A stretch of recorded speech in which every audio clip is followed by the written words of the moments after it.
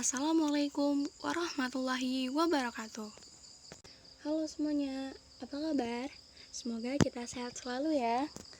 Baiklah, pada kesempatan kali ini, kami dari kelompok 7 akan mempresentasikan hasil literasi kami mengenai penanganan bencana kebakaran hutan.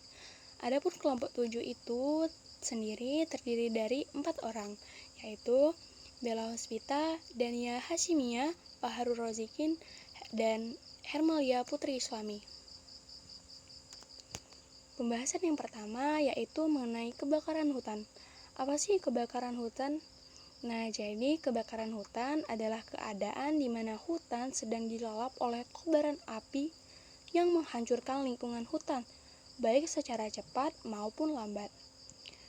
Kebakaran dapat terjadi karena pembakaran yang tidak dikendalikan, atau bisa pula karena proses spontan alaminya, ataupun karena kesengajaan. Selanjutnya yaitu mengenai dasar hukum tentang kebakaran hutan. Ada 11 dasar hukum tentang kebakaran hutan ini.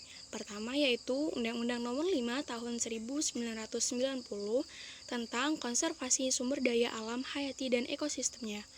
Selanjutnya, Undang-Undang Nomor 41 Tahun 1999 tentang kehutanan, Undang-Undang Nomor 18 Tahun 2004 tentang perkebunan.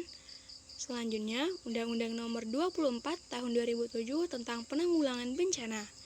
Undang-Undang Nomor 32 Tahun 2009 tentang perlindungan dan pengelolaan lingkungan hidup. Selanjutnya yaitu Peraturan Pemerintah Nomor 6 Tahun 1995 tentang perlindungan tanaman. Selanjutnya, Peraturan Pemerintah Nomor 4 Tahun 2001 tentang pengendalian kerusakan atau pencemaran lingkungan hidup berkaitan dengan kebakaran hutan dan lahan. Peraturan selanjutnya yaitu Peraturan Pemerintah Nomor 45 Tahun 2004 tentang perlindungan hutan. Selanjutnya, Peraturan Pemerintah Nomor 38 Tahun 2007 tentang pembagian urusan pemerintahan antara pemerintah provinsi, dan pemerintah kabupaten atau kota. Dasar hukum yang selanjutnya yaitu Peraturan Pemerintah Nomor 21 Tahun 2008 tentang penyelenggaraan penanggulangan bencana. Instruksi Presiden RI Nomor 16 Tahun 2019 tentang peningkatan pengendalian kebakaran hutan dan lahan. Nah, selanjutnya jenis-jenis kebakaran hutan. Ada 3 jenis mengenai kebakaran hutan. Pertama yaitu surface fire atau kebakaran permukaan. Yang kedua, kebakaran tajuk. Dan yang ketiga, kebakaran bawah. Nah, pada kebakaran permukaan, kebakaran yang terjadi pada lantai hutan dan membakar sersa, kayu-kayu kering dan tanaman bawah. Sifat api permukaan cepat merambat, nyalanya besar dan panas, namun cepat padam. Dalam kenyataannya, semua tipe kebakaran berasal dari api permukaan. Selanjutnya yaitu kebakaran tajuk. Kebakaran tajuk yang membakar seluruh tajuk tanaman pokok, terutama pada jenis-jenis hutan yang daunnya mudah terbakar. Apabila tajuk hutan rapat, maka api yang terjadi cepat merambat dari suatu tajuk ke tajuk yang lainnya. Hal ini terjadi apabila tajuk-tajuk pohon penyusun tidak saling bersentuhan. Dan yang ketiga yaitu kebakaran bawah. Nah, kebakaran yang terjadi di dalam lapisan tanah musim kemarau berkepanjangan merupakan penyebab dari kebakaran dalam tanah ini. Biasanya kebakaran ini terjadi di daerah yang memiliki lahan gambut, sehingga lahan gambut tersebut terbakar ketika suhu udara naik seiring kemarau panjang yang terjadi. Pembahasan selanjutnya mengenai faktor-faktor penyebab kebakaran hutan. Faktor alam. Adapun beberapa faktor alam tersebut yaitu sambaran petir, gesekan antar batu, aktivitas vulkanik, serta fenomena iklim El Nino. Nah, faktor selanjutnya yaitu faktor penyebab kebakaran hutan dari manusia. Pertama, karena pembukaan lahan, kedua karena peramban hutan, dan ketiga, membuang puntung rokok sembarangan di hutan, dan yang terakhir, lupa mematikan api saat berkemah. Adapun dampak terjadinya dari kebakaran hutan ini adalah Pertama, rusaknya ekosistem yang menyebabkan musnahnya flora dan fauna yang tumbuh dan hidup di dalam hutan. Yang kedua, asap dari kebakaran hutan ini merupakan polusi udara yang dapat menyebabkan penyakit ispa, asma, penyakit paru-paru, penyakit jantung, serta iritasi pada mata, tenggorokan, dan hidung. Dan yang ketiga, dampak terjadinya dari kebakaran hutan ini yaitu kabut asap dari kebakaran hutan dapat mengganggu jarak pandang dan transportasi.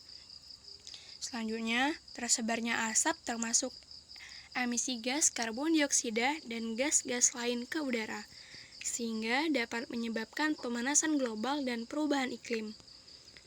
Selanjutnya, hutan ini dapat menjadi gundul dan dapat menyebabkan terjadinya tanah longsor ataupun banjir. Dan yang terakhir, yaitu berkurangnya sumber air bersih dan bencana kekeringan karena tidak ada lagi pohon yang menampung cadangan air. Selanjutnya, tanda-tanda sebelum terjadinya kebakaran. Pertama, suhu udara di sekitar hutan meningkat menjadi lebih panas. Kedua, kelembaban udara di kawasan hutan sangat rendah karena musim kemarau yang berkepanjangan. Ketiga, hewan-hewan yang menghuni hutan migrasi atau keluar dari kawasan hutan itu. Yang keempat, angin yang berhembus di kawasan hutan terasa begitu panas. Yang kelima, muncul akumulasi asap di kawasan hutan. Yang keenam, terlihatnya hotspot atau titik api di kawasan hutan. Dan yang terakhir yaitu adanya kegiatan manusia di kawasan hutan yang menggunakan api. Nah, pembahasan selanjutnya mengenai proses terjadinya kebakaran hutan.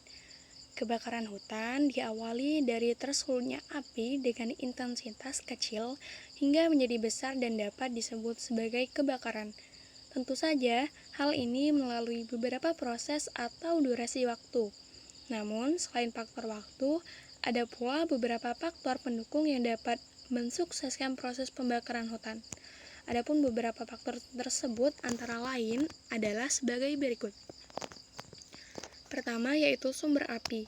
Nah, di sini sumber api maksudnya adalah penyebab kebakaran itu sendiri, yakni adanya bahan bakar minyak dan korek api, cuaca panas atau paparan sinar matahari yang begitu terik, percikan material-material vulkanik yang dilontarkan oleh gunung api, kebakaran yang terjadi di bawah tanah, ataupun aktivitas yang tidak sengaja seperti pembuangan putung rokok.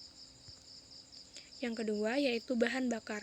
Nah, tanpa bahan bakar tidak akan terjadi kebakaran itu sendiri.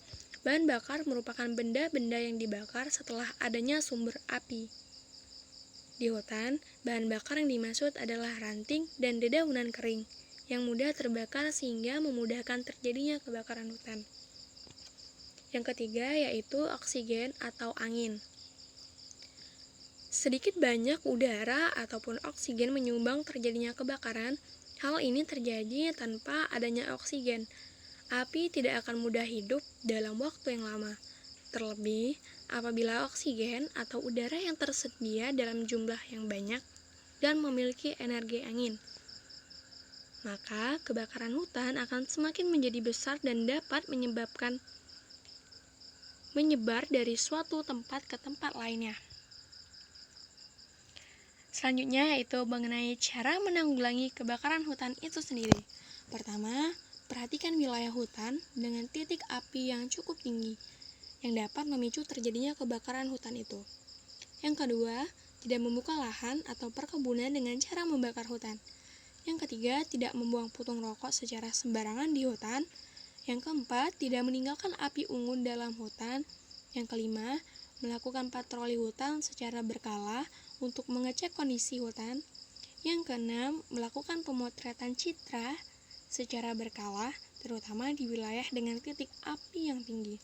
Selanjutnya, menyediakan mobil pemadam kebakaran. Dan yang terakhir yaitu apabila terjadi kebakaran hutan berskala kecil, maka lakukan penyemprotan secara langsung ke daerah yang terbakar. Jika kebakaran terjadi dalam skala yang besar, maka lakukan penyemprotan air dari udara menggunakan helikopter. Juga membuat hujan buatan. Pembahasan selanjutnya mengenai pemulihan hutan pasca bencana. Pertama, dengan melakukan reboisiasi atau penanaman kembali bibit-bibit tanaman pada area yang masih subur. Yang kedua, memberlakukan sistem tebang tanam, yaitu menggantikan pohon yang ditebang dengan bibit yang baru.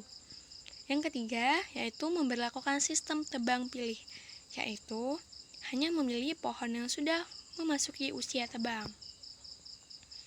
Terima kasih, inilah hasil literasi kami mengenai penanggulangan bencana kebakaran hutan. Mohon maaf apabila ada salah kata dalam presentasi ini. Billahi taufiq wal hidayah. Wassalamualaikum warahmatullahi wabarakatuh.